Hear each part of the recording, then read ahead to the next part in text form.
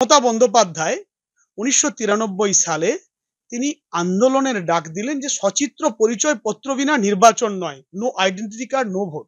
বাংলার মার্ক্সবাদী কমিউনিস্ট পার্টির সন্ত্রাসের কফিনে শেষ পেরেক পুঁততে চাই সংবাদ মাধ্যমকে বললেন। সেদিন অনেক সংবাদ মাধ্যম লিখতো না, বলতে পারতো না। এই গণতন্ত্র রক্ষার জন্য মমতা বন্দ্যোপাধ্যায় ১৯ বার আক্রান্ত হয়েছেন বাংলার মার্ক্সবাদী কমিউনিস্ট পার্টির হাতে, কিন্তু ছেড়ে আসেননি। কেউ কেউ বলছেন যে ভোট রাজনীতির জন্য ডোল দিচ্ছে মমতা বন্দ্যোপাধ্যায়। জেনে রাখুন, ব্যক্তি উন্নয়নের সাথে সাথে সমষ্টি উন্নয়নে বাংলা আজকে ভারতবর্ষকে পথ দেখিয়েছে। নমস্কার, সময় ৩৬৫-তে প্রত্যেককে স্বাগত। আমি সব্যসাচী। এই মুহূর্তে পশ্চিম মেদিনীপুর জেলার সবং থেকে সরাসরি আমরা লাইভে রয়েছি। ইতিমধ্যে আপনারা জানেন, রাজ্যে সদ্য সমাপ্ত লোকসভা নির্বাচন, সেই সাথে গতকাল উপনির্বাচনের যে রেজাল্ট, সেই রেজাল্ট বেরিয়েছে। রাজ্য জুড়ে তৃণমূলের জয় জয়কার। তৃণমূল কংগ্রেস একচ্ছত্র আধিপত্য লাভ করেছে এই বঙ্গে। উপনির্বাচনের রেজাল্ট শুধু নয়, লোকসভা নির্বাচনের রেজাল্টের দিন বাংলার মুখ্যমন্ত্রী মমতা বন্দ্যোপাধ্যায় ঘোষণা করেছিলেন যে এবারের ২১শে জুলাইয়ের মঞ্চ থেকে তিনি বিজয় উৎসব পালন করবেন। ২১শে জুলাই প্রতিটি তৃণমূল কংগ্রেস কর্মীর কাছে আবেগের, উদ্দীপনার। ২১শে জুলাইয়ের প্রকৃত অর্থ কি, বা ২১শে জুলাই কেন প্রতিটি তৃণমূল কংগ্রেস কর্মীর কাছে আবেগের, উদ্দীপনার, সে সম্পর্কে আমরা জানতে এসে উপস্থিত হয়েছি ঘাটাল সাংগঠনিক জেলা তৃণমূল কংগ্রেসের সাধারণ সম্পাদক, সেই সাথে রাজ্যের মন্ত্রী, গুরুত্বপূর্ণ মন্ত্রী ডাক্তার মানস রঞ্জন ভূঁইয়ার যে খাসতালুক, সবং পঞ্চায়েত সমিতির পূর্ত ও কার্য পরিবহন কর্মাধ্যক্ষ দাপুটে তৃণমূল নেতৃত্ব তরুণ কুমার মিশ্র মহাশয়ের কাছে। তরুণবাবু, প্রথমেই সময় ৩৬৫-তে আপনাকে স্বাগত। আপনাদেরও অনেক অনেক ধন্যবাদ জানাই সময় ৩৬৫ দিনকে। আর এই চ্যানেলকে আমি আন্তরিকভাবে কৃতজ্ঞতা জানাই এরকম একটা গুরুত্বপূর্ণ বিষয়কে তুলে ধরার জন্য। আমার মতো অতি ক্ষুদ্রাতীত অপ্রাচীনের মুখ থেকে এটুকু শোনার জন্য। তো আমি প্রথমেই আমি চ্যানেলের সমস্ত যারা প্রিয় দর্শক, আমি তাদেরকে আন্তরিক শ্রদ্ধা, শুভেচ্ছা, নমস্কার, অভিনন্দন জানাই। ২১শে জুলাই একটি ঐতিহাসিক দিন, যে দিন সম্পর্কে আমাদের গায়ের লোম শিউরে ওঠে ২১শে জুলাই সম্পর্কে বলা। আমরা তখন অত্যন্ত ছোট, আমরা যা শুনেছি, দলের কাছ থেকে যা জেনেছি। ১৯৭৭ সাল বাংলার মাটিতে রাজনৈতিক পালাবদল হলো, বামফ্রন্ট সরকার ক্ষমতায় আসলো। ৭৭ সাল থেকে ১৯৯৩ সাল পর্যন্ত বাংলার মাটিতে বাংলার মার্ক্সবাদী কমিউনিস্ট পার্টি এবং তার বামপন্থী সমস্ত দলগুলো তারা একের পর এক অত্যাচার সংগঠিত করতে শুরু করলো। অনুন্নয়ন, মানুষের জোর করে জমি দখল, কৃষকের ফসল লুট করে নেওয়া, মানুষের বাড়ি জ্বালিয়ে দেওয়া, এহেন অত্যাচার। আস্তে আস্তে যখন নির্বাচন আসে, বাংলার মার্ক্সবাদী কমিউনিস্ট পার্টি এবং বামপন্থী নেতৃত্বরা তারা যেন কেউকেটা মাতব্বর হয়ে ওঠে। সারা বাংলার মাটি রক্তাক্ত এবং সারা বাংলা মাটি শোষিত হয়। বাংলার মাটিতে যা নির্বাচন হতো, নির্বাচনের নামে প্রহসন হতো। আমরা আমাদের অবিভক্ত মেদিনীপুর জেলার কেশপুর, সেখানকার যিনি এমএলএ ছিলেন নন্দরানী দল, টোটাল ফুল ভোটের থেকেও তিনি বেশি ভোট পেতেন, কারণ তখন ছিল ব্যালট ইলেকশন। তো সেই ব্যালট বক্সের ভোট সবসময়ের জন্য সংখ্যায় বেশি থাকত এবং প্রত্যেকটা জায়গায় ভোটের নামে প্রহসন হতো। তাই মমতা বন্দ্যোপাধ্যায় ১৯৯৩ সালে তিনি আন্দোলনের ডাক দিলেন যে সচিত্র পরিচয় পত্র বিনা নির্বাচন নয়, no identity card no vote. প্রথমে মহাকরণ অভিযানের জন্য তিনি অবিভক্ত কংগ্রেস, যুব কংগ্রেসের নেত্রী হিসেবে ডাক দিয়েছিলেন। আমাদের অগ্রজ সকল নেতৃত্ববৃন্দ, সমস্ত গ্রামের মানুষজনেরা, মফস্বলের মানুষজনেরা, পল্লী প্রান্তের মানুষজনেরা কলকাতাতে উপস্থিত হয়েছিল। কলকাতার জনপ্লাবনে ছেয়ে গিয়েছিল, যেটা ছিল বামপন্থীদের কাছে ভিত নড়িয়ে দেওয়ার মতো। সে আন্দোলনটাকে ভয় পেয়েছিল বাংলার মার্ক্সবাদী কমিউনিস্ট পার্টি, বিশেষ করে বামপন্থী বললে নয়, সিপিএম পার্টি, তারা ভয় পেয়েছিল।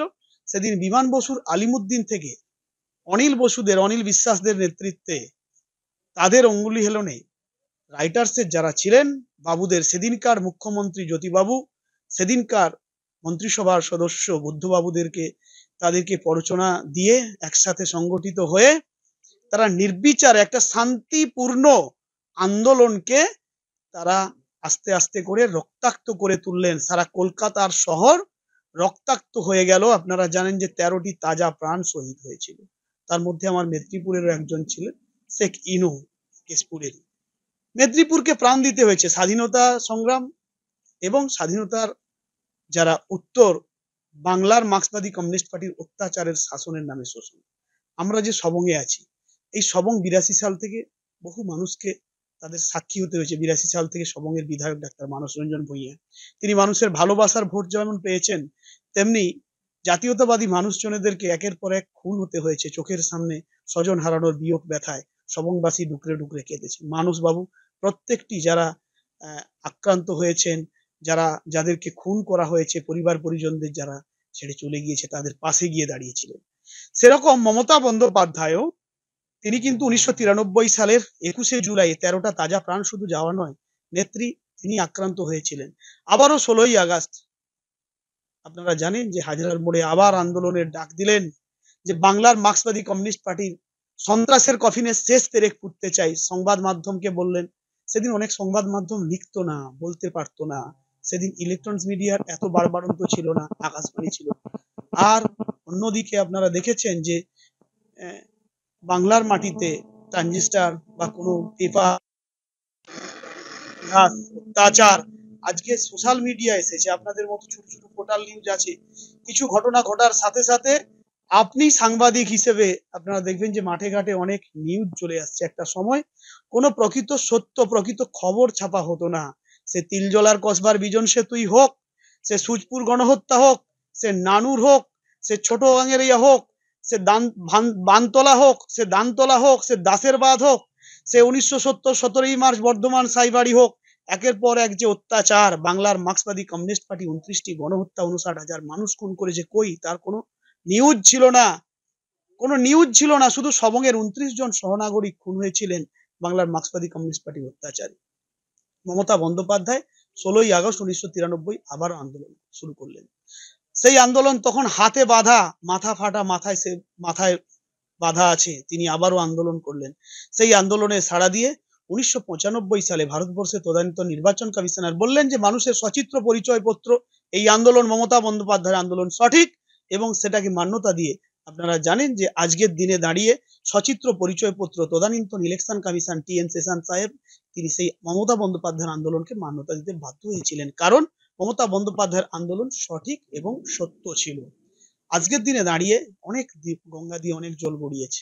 30 বছর পেরিয়ে 31শে চড়ুইবেতির উপরে পদার্পণ করেছে।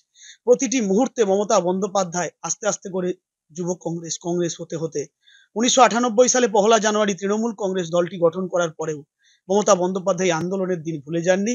সেই আন্দোলনের দিনটা আজকের দিনে দাঁড়িয়ে আপনারা জানেন যে ধর্মতলার মাটিতে, যেখানে এত মানুষের রক্ত, এত মানুষের প্রাণ নিয়েছিল এই মার্ক্সবাদী কমিউনিস্ট পার্টি, তাদের সেই অমরাত্মার শান্তি কামনায় যারা আমাদের স্বর্গত হয়েছেন, যাদের রক্তের বিনিময়ে বাংলার মাটিতে 2011 সালের 13ই মে বাংলার মাটিতে পট পরিবর্তন হয়েছিল, মমতা বন্দ্যোপাধ্যায় সেই শহীদ পরিবারের পাশে আছেন। এটাই তো দল, এটাই তো দেশনেত্রী, দলনেত্রী মমতা বন্দ্যোপাধ্যায়।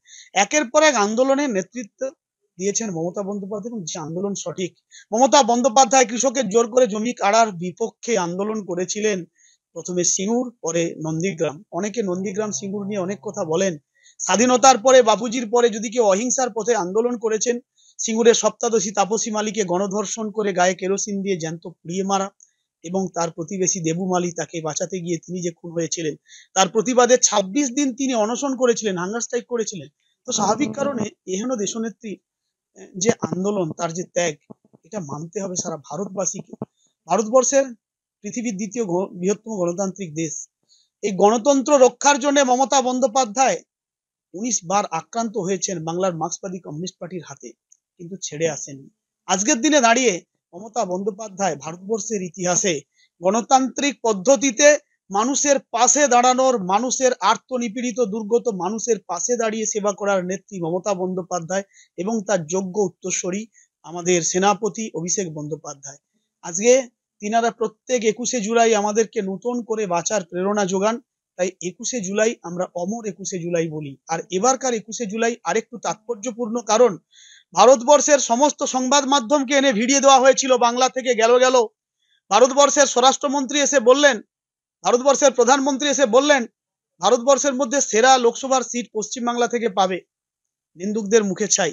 সমস্ত প্রিন্ট মিডিয়া, ইলেকট্রনিক্স মিডিয়া তারা এক্সিট পোল করে দেখালো নির্বাচনের পরে যে হেরে যাচ্ছি আমরা, 10টার বেশি সিট পাবো না। আপনারাই দেখেছেন বাংলার মাটিতে কি রেজাল্ট হয়েছে। 29টি সিট তৃণমূল কংগ্রেস পেয়েছে। 5টি সিটে জোর করে তারা তাদের এজেন্সিকে কাজে লাগিয়ে, সেন্ট্রাল ফোর্স এবং সেন্ট্রাল ইলেকশন কমিশনের একটা পার্টকে লাগিয়ে জোর করে হারিয়ে দেওয়া হয়েছে। কোথাও 3200, 3000, 5000 ভোটে, কোথাও কোথাও আপনারা দেখেছেন প্রার্থীকে জয়ী ঘোষণা করার পরে আবার নতুন করে কাউন্টিং করিয়ে হারিয়ে দেওয়া হয়েছে। নালে আমরা 34 থেকে 35টা সিটে আমরা জিততাম। এবং আজকের দিনে যদি নির্বাচন হয়, সে নির্বাচন হবে বাংলার মার্ক্সবাদী কমিউনিস্ট পার্টি এবং তার দোসর এই বাংলার কংগ্রেস। ইন্ডিয়ান ন্যাশনাল কংগ্রেস আলাদা, আর বাংলার কংগ্রেস এরা হচ্ছে বিজেপির বি টিম। আর অন্যদিকে এই ভারতীয় জুমলা পার্টি, জনতা পার্টি, যাদের ভাত দেওয়ার মুরদ নেই, কিলমারার গোসাই, তারা আজকের দিনে দাঁড়িয়ে ভারতবর্ষটাকে আপনারা দেখবেন যে ভাতে মারছে, বাংলাকে বিভিন্ন প্রকল্প থেকে বঞ্চনা করছে। বাংলার প্রাপ্য 1,65,000 কোটি টাকা আটকে রেখেছে, তবু কিন্তু আজকে বাংলার মাটিতে আজকে সুজলা সুফলা, শস্য শ্যামলা, ধরিত্রী আজকে সবুজে সবুজ। আজকের দিনে দাঁড়িয়ে বাংলার কৃষিজীবী মানুষ আসছে, শ্রমজীবী মানুষ আসছে, বাংলার শিল্প কলকারখানাতে মানুষ কাজ করছে, বাংলায় কর্মসংস্থান হচ্ছে। এই দেখে দিশেহারা ভারতবর্ষের প্রধানমন্ত্রী। আজকে আপনারা দেখেছেন অ্যাবসলিউট মেজরিটি পায় না। যারা এতদিন বলেছিল যে আপকি বার 400 পার, এর আগে বলেছিল আপকি বার 200 পার, বাংলার মানুষ শিক্ষা দিয়েছিল, ভারতবর্ষের মানুষ আরেকবার দুটো গালে দুটো থাপ্পড় মেরেছে। আমি তাই বলবো যে ভারতবর্ষের প্রধানমন্ত্রীকে আমি সংবাদ মাধ্যমের মাধ্যমে আমরা আমাদের মতো সাধারণ কর্মীরা বলবো যে গণতান্ত্রিক পদ্ধতিতে আপনি জিএসটির টাকা তুলে নিয়ে যাচ্ছেন, সেই জিএসটির টাকার তার যে 60% টাকা যেটা বাংলার প্রাপ্য 1,65,000 কোটি টাকা আপনি ফিরিয়ে দিন। আর্তনিপীড়িত দুর্গত মানুষের সেবা হোক। আজকে স্বাস্থ্যসাথীর কার্ড সারা ভারতবর্ষকে পথ দেখিয়েছে মমতা বন্দ্যোপাধ্যায়। আজকের দিনে দাঁড়িয়ে কৃষক বন্ধু সুনিশ্চিত আয় প্রকল্পের টাকা আজকে কৃষিজীবী মানুষের কৃষিতে আয় দ্বিগুণ করেছে। এখন আর ফোড়েদের কাছ থেকে, এখন আর জোরদার মহাজনদের কাছ থেকে টাকা ধার করতে হয় না। আজকের দিনে দাঁড়িয়ে মমতা বন্দ্যোপাধ্যায় আপনারা দেখেছেন যে লক্ষ্মীর ভান্ডারের মতো প্রকল্প, যেটাকে নিয়ে এত নিন্দা বিদ্রুপ হলো, জেনে রাখুন এই লক্ষ্মীর ভান্ডার থেকে মায়েরা স্বয়ংসম্পন্ন আর্থিকভাবে হচ্ছে। আমরা মায়েদেরকে সবলা করার জন্য যেমন স্বনির্ভর গোষ্ঠী সংযুক্তি প্রকল্পে বাংলার মমতা বন্দ্যোপাধ্যায় গিয়ে এসেছেন, তেমনি মমতা বন্দ্যোপাধ্যায় লক্ষ্মীর ভান্ডারের মতো প্রকল্পে কারুর বাড়ির ছেলেকে পড়াশোনার জন্য তিনি ব্রেকআপ দিতে পারছেন। কারুর দেখবেন যে একটা মুদি দোকান বা একটা চায়ের দোকান চালানোর জন্য মায়েরাও তারা আজকে স্বয়ংসম্পন্ন হচ্ছেন। এখানে পুরুষ নারীর কোনো বিভেদ নেই বাংলার মাটিতে। অন্যদিকে স্টুডেন্ট ক্রেডিট কার্ড থেকে শুরু করে মমতা বন্দ্যোপাধ্যায় স্বামী বিবেকানন্দ স্কলারশিপ থেকে শুরু করে একের পর এক জনহিতকর প্রকল্প। কেউ কেউ বলছেন যে ভোট রাজনীতির জন্য ডোল দিচ্ছে মমতা বন্দ্যোপাধ্যায়। জেনে রাখুন ব্যক্তি উন্নয়নের সাথে সাথে সমষ্টি উন্নয়নে বাংলা আজকে ভারতবর্ষকে পথ দেখিয়েছে। আজকের দিনে দাঁড়িয়ে ঝাঁচকচকে রাস্তা আজকে পথশ্রীর মাধ্যমে মমতা বন্দ্যোপাধ্যায় করছেন, যেটা আপনারা দেখবেন যে প্রত্যন্ত গ্রামের এই জুন জুলাই মাসে হাঁটু সমান কোমর সমান কর্দমাক্ত রাস্তা ছিল, মানুষের 20টা রাস্তার ধারে থাকতো, মানুষ যেতে পারতো না। আজকে তাদেরকে মিশন নির্মল বাংলায় শৌচাগার বানিয়ে দেওয়া হয়েছে। অন্যদিকে কংক্রিটের ঢালাই রাস্তা করে দেওয়া হয়েছে। নলবাহিত পরিশ্রুত পানীয় জল পৌঁছে দিচ্ছেন মমতা বন্দ্যোপাধ্যায়। আমরা তো গর্বিত, সবংয়ের আমাদের 47টি বড় ওয়াটার রিজার্ভার আছেন, যেটা আমাদের সবংয়ের উপকার ডাক্তার মানস ভূঁইয়া মহোদয়ের হাত ধরে। আরো কিছু বুস্টিং পাম্প তৈরি হচ্ছে আমাদের সবং, যেমন হচ্ছে পশ্চিমবাংলায় প্রত্যেকটি আজকে 342টা গ্রামীণ ব্লকেই একইভাবে উন্নয়ন হচ্ছে। পাহাড় থেকে সমতল। আজকে আপনারা দেখেছেন যে একটা সময় ছিল যে আমরা দেখতাম যে জঙ্গলমহলে মানুষের পিঁপড়ের ডিম খেয়ে তাদের জীবন ধারণ করতে হতো। আজকে সবার জন্য খাদ্যসাথী প্রকল্প, এটা কিন্তু সবাই আজকে এটার মধ্যে আছে, এই প্রকল্পের মধ্যে আছে। এটা দেখবেন যে এমন কিছু প্রকল্প মমতা বন্দ্যোপাধ্যায় করেন যে সবাইকেই নিয়ে আজকে পাত্রস্থ করা হতদরিদ্র পরিবারের মায়েদের মা বাবাদের জন্য আজকে রূপশ্রী প্রকল্প। আর যারা কন্যাশ্রী বোনেরা, তারা আজকে স্ত্রী শিক্ষার প্রয়াসের জন্য কন্যাশ্রী প্রকল্প। যে প্রকল্পগুলোকে ভাবতে হবে প্রকৃত অর্থে আজকের দিনে দাঁড়িয়ে তাদের যারা কন্যাশ্রীতে পড়াশোনা করছে, পিছিয়ে পড়া সমাজের আমার বোনেরা, তারা একটা সময় সমাজে মাথা তুলে দাঁড়ানোর জন্য, কেউ ডাক্তার, ইঞ্জিনিয়ার, ব্যারিস্টার হওয়ার জন্য। আজকে student credit card, Swami Vivekananda scholarship কত কাজে লেগেছে। আজকে মেয়েদেরকে দেখবেন যে জোর করে তাদের বিয়ে দেওয়া যাচ্ছে না, তারা তাদের স্বাদ পূরণের জন্য তারা তৈরি হচ্ছে, কখনো ডাক্তার, কখনো নার্স, কখনো ইঞ্জিনিয়ার, কখনো উকিল, ব্যারিস্টার তৈরি হচ্ছে। আজকের দিনে দাঁড়িয়ে তারাও সমাজে মাথা উঁচু করে দাঁড়াচ্ছে। আজকে সমাজের পিছিয়ে পড়া মানুষ, তফসিল জাতি উপজাতির মানুষজনেদের বিশেষ আজকে মমতা বন্দ্যোপাধ্যায় তাদেরকে উন্নয়নের আওতায় এনেছে। এগুলো সমষ্টিগত উন্নয়ন, একটা একটা কমিউনিটি ডেভেলপমেন্ট, এটা মমতা বন্দ্যোপাধ্যায়। আজকে মুসলিম কমিউনিটির যেমন মমতা বন্দ্যোপাধ্যায় ইমাম মুয়াজ্জিনদের ভাতা দেয়, তেমন সমাজপতিদের যারা পুরোহিত শ্রেণীর লোকেদের তাদের পুরোহিত ভাতা, ব্রাহ্মণদেরও ভাতা দিচ্ছেন। তো স্বাভাবিক কারণে যারা ডোল বলবেন তারা ভালো করে বুঝতে পারছেন না যেটা সেডোল এডোল নয়। তো স্বাভাবিক কারণে আমি বলবো যে মানুষের ন্যূনতম যে চাহিদা আজকের দিনে দাঁড়িয়ে ভারতবর্ষ যখন পৃথিবীর এতে বিশ্ব ক্ষুধা সূচকে 106 নম্বর স্থানে দাঁড়িয়ে আছে, বাংলার প্রতিটি মানুষ, নিরন্ন মানুষ আজকে অন্ন পাচ্ছে, আজকে দুধে ভাতে আছে, এটাই বাংলা। আর মমতা বন্দ্যোপাধ্যায় আধুনিক বিশ্বে এক এবং অদ্বিতীয়। মমতা বন্দ্যোপাধ্যায়ের বিকল্প মমতা বন্দ্যোপাধ্যায়, এখনো পর্যন্ত মমতা বন্দ্যোপাধ্যায়ের বিকল্প কেউ হতে পারে না। তাই দিদি 21শে জুলাই আমাদের পথ দেখাবেন, 21শে জুলাই আমাদের দিক নির্দেশ করবেন। আমাদের 2024 যে অভূতপূর্ব রেজাল্ট, সেই রেজাল্টের পরে দিদি তিনি আমাদের 21শে জুলাই বিজয় উৎসবের ডাক দিয়েছেন। বিজয় উৎসবের জন্য আজকে আমরা কেউ এত অভূতপূর্ব জয়ের পরেও কেউ সবুজ আবির খেলছি না। তারপরেও দেখবেন যে বাংলার বিরোধী দলনেতা বিজেপির দলদাস আর পদ্মপালকে মিলিয়ে কখনো বলছে যে রাজ্যপালের সামনে ধর্নায় বসবো, কখনো নাটক করছে, কখনো আমি আবার দেখলাম যে নতুন করে কি সন্ত্রাস না অত্যাচার না খুন দিবস পালন করবেন। তিনি করতে পারবেন, কারণ তিনি তো খুনের রাজত্বেই বাস করেন, তিনি তো খুনটাকেই মেনে নেন। যেমন করে নন্দীগ্রামে তিনি লোডশেডিং নেতা, আমি বলতে চাইছি না বিচারাধীন বিষয়, তো স্বাভাবিক কারণে তারা বলবেন। কিন্তু আজকের দিনে দাঁড়িয়ে মমতা বন্দ্যোপাধ্যায় বাংলাকে পথ দেখিয়ে দিয়েছেন শান্তি এবং উন্নয়নে। আজকের দিনে দাঁড়িয়ে বাংলার মাটিতে কোনো এনকাউন্টার নেই। পাশে ডবল ইঞ্জিনের সরকারের জায়গায় যান, যে ডবল ইঞ্জিনের সরকারে আপনারা দেখবেন যে এনকাউন্টার আছে। তো স্বাভাবিক কারণে আপনারা হাতরাস উন্নাও দেখেছেন, বিলকিস বানুর হত্যাকারীদেরকে ছেড়ে দেওয়া হয়েছে, তারা আবার যাতে করে অবলীলাক্রমে খুন করতে পারে। ভিন রাজ্য থেকে পেশাদার খুনিরা এখানে এসে যখন অত্যাচার চালায়, মমতা বন্দ্যোপাধ্যায় তাদেরকে আস্তে করে শিঘরে পাঠিয়ে দেওয়ার ব্যবস্থা করেন। আর অন্যদিকে ভারতবর্ষের ইনভেস্টিগেশন এজেন্সি তারা তার নিরপেক্ষতা হারিয়ে তারা বাংলার মাটিতে তৃণমূল কংগ্রেসকে পর্যুদস্ত করার জন্য বেছে বেছে ইল্লিগাল ব্লেম দিচ্ছে। আজও পর্যন্ত কোনোভাবে ইডি সিবিআই একটাও কিছু প্রমাণ করতে পারে না। আমাদের সেনাপতি অভিষেক বন্দ্যোপাধ্যায় তৃণমূলের নবজোয়ারে যখন ছিলেন, তখন বাঁকুড়া থেকে তার সভা শেষ করেও ইডি সিবিআই এর দরজায় যেতে হয়েছে, তিনি মাথা উঁচু করে গিয়েছেন, আবার ফিরে এসেছেন। অনেক তৃণমূল কংগ্রেসের নেতৃত্ব আছেন, তাপস পাল, তিনি স্বর্গত হয়েছেন, তার বিরুদ্ধে যে অভিযোগ এনেছিল এখনো পর্যন্ত সত্যতা প্রমাণ হয়নি। আজকে আমাদের মধ্যে দেখেছি, আমরা হারিয়েছি প্রাক্তন পঞ্চায়েত মন্ত্রী, পশ্চিমবাংলার আমাদের নেতা ছিলেন সুব্রত মুখোপাধ্যায়, তিনিও আজকে পরলোক গমন করেছেন এই বিজেপির যে ইডি সিবিআই এর দ্বারা অত্যাচার এবং নিদারুণ যন্ত্রণায় তিনি হৃদরোগে আক্রান্ত হয়ে মারা গিয়েছেন। প্রমাণ কি করতে পেরেছেন আজ পর্যন্ত একটাও কোনোদিন। আজকে সুলতান আহমেদ উলবেড়িয়ার সাংসদ ছিলেন, তিনিও পরলোক গমন করেছেন। আমাদের দলে অনেক নেতৃত্বরা আছেন যারা জেল খেটেছেন, মনের অবস্থা ভালো নয়, অপরাধী বুঝিল না কিবা তার অপরাধ। তাই আমি আজকের দিনে দাঁড়িয়ে বলবো যে আজকে উলঙ্গ রাজা, তিনি আজকে ভারতবর্ষের মাটিতে রাজ করছেন। কিছুদিন বাদে দেখবেন সবাই মিলে বলবে রাজা তোর কাপড় কই, রাজা তোর কাপড় কই, সেদিন আসন্ন। তাই মমতা বন্দ্যোপাধ্যায় তৈরি হচ্ছেন। কদিন আগে আপনারা দেখেছেন শিবসেনা প্রধানের সঙ্গে দেখা করেছেন, মমতা বন্দ্যোপাধ্যায় দেখা করেছেন আমাদের দীর্ঘদিনের বর্ষিয়ান নেতা, আপনারা দেখেছেন যে শারদ পাওয়ারজির সঙ্গে দেখা করেছেন। তিনি আস্তে আস্তে করে জাতীয় স্তরে সবাইকে নিয়ে ইন্ডিয়া জোট যাতে করে সংঘবদ্ধ হয়। অতি সাম্প্রতিককালে গতকালকে যে আমাদের পশ্চিমবাংলায় 4 বিধানসভার উপনির্বাচন হলো, আপনারা দেখেছেন যে তারা 4-এ 4 শূন্য পেয়েছে বিজেপি, সিপিএম, কংগ্রেস, তার কৃতকর্মের ফল পেয়েছে। আমি তাই বলবো যে আজকের দিনে দাঁড়িয়ে বাংলার মাটিতে দেখুন না, বাংলার কৃষিজীবী শ্রমজীবী মানুষেরা 100% মানুষকে তো কর্মসংস্থান দেওয়া সম্ভব নয়, চাকরি দেওয়া সম্ভব নয়। তাদেরকে হস্তশিল্পের মাধ্যমে প্রতি বাড়িতে আজকে সবংয়ের ম্যাট হাফ হয়েছে। বলুন তো কত মানুষ উপকৃত হবে।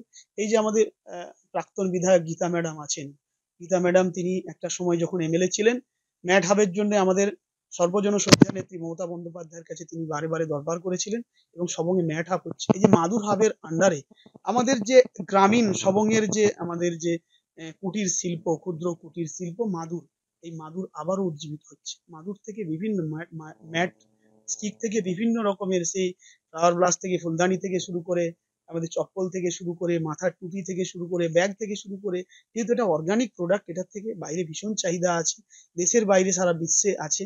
তা আমাদের যেহেতু একটা কমন প্রোডাকশন সেন্টার তৈরি হচ্ছে, সেখান থেকে বিভিন্ন জায়গাতে তাদের প্রোডাক্টগুলোকে সরকারি মাধ্যমে নিয়ে সেটাকে যাতে করে বিদেশের মাটিতে বিক্রি করা যায় এবং যারা শিল্পীরা আছে তারা যাতে করে ভালো দাম পায়। এটাও তো একটা, এই শিল্পের মাধ্যমে তো মানুষ তাদের রুজি রোজগার জীবন জীবিকা করতে পারবে। সেই একটা মাদুর শিল্পীর পরিবারের ছেলেমেয়েরাও একটা সময় পড়াশোনা করে মাথা উঁচু করে তারা বিশ্বের দরবারে দাঁড়াবে। এটাই তো সিস্টেম। তো স্বাভাবিক কারণে সবাইকেই সরকারি কর্মচারী হতে হবে এমনটা নয়, কারণ ভারতবর্ষ 78% কৃষিজীবী মানুষ, এখানে কৃষি নির্ভর দেশ ভারতবর্ষ। সেখানে সবাইকেই চাকরি দেওয়া সম্ভব নয়, কিন্তু কৃষির মধ্যেও যে একটা জীবন জীবিকা নির্বাহ করা যায় সেটা মমতা বন্দ্যোপাধ্যায় সরকার প্রমাণ করেছে। আজকে সবংয়ে এসবিএসটিসির বাস টার্মিনাস, বাস ডিপো তৈরি হয়েছে। সবংয়ে আজকে গ্রামীণ দমকল কেন্দ্র তৈরি হয়েছে, আদিবাসী সংস্কৃতি কেন্দ্র তৈরি হয়েছে। সবংয়ের মাটিতে আজকের দিনে দাঁড়িয়ে যে ধরনের রাস্তা তৈরি হয়েছে, রাস্তা পরিবহনের ক্ষেত্রে একটা গুরুত্বপূর্ণ।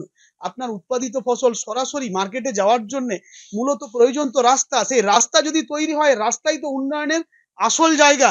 তো এটা কমিউনিটি ডেভেলপমেন্টের মধ্যে এটা পড়ে। আজকে বিজলিবাতি, পথবাতি আজকে হয়েছে।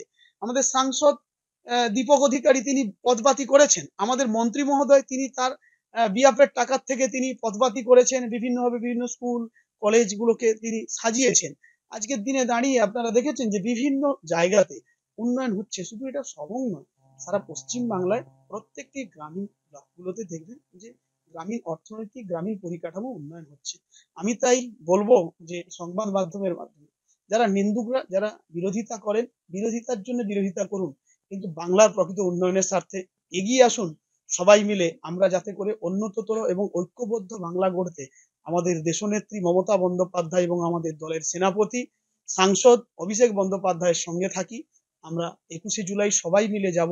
21শে জুলাই, 21 মানে আমাদের কাছে আন্দোলন, 21 মানে আমাদের কাছে শহীদ তর্পণ, 21 মানে আমাদের কাছে আত্মবলিদান দিবস, 21 মানে সংহতি, 21 মানে প্রগতি, 21 মানে শান্তি সম্প্রীতির পীঠস্থান।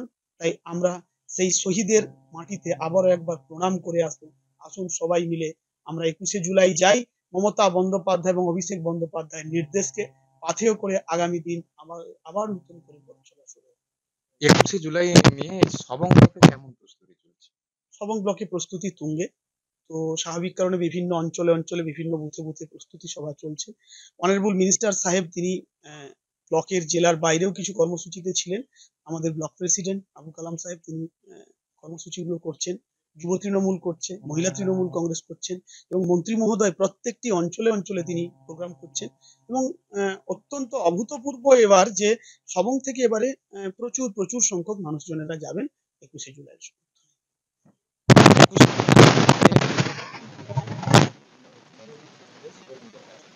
21শে জুলাই আসলে কি, সেই সাথে সবংয়ের কি উন্নয়ন, মমতা বন্দ্যোপাধ্যায়ের রাজ্য জুড়ে কি যে উন্নয়ন, সেই উন্নয়নের বার্তা এতদিন আপনাদের সামনে সবংয়ের পঞ্চায়েত সমিতির কর্মাধ্যক্ষ, পূর্ত ও কার্য পরিবহন দপ্তরের কর্মাধ্যক্ষ, সেই সাথে ঘাটাল সাংগঠনিক জেলা তৃণমূল কংগ্রেসের সম্পাদক মাননীয় তরুণবাবু আমাদের সামনে ব্যক্ত করলেন।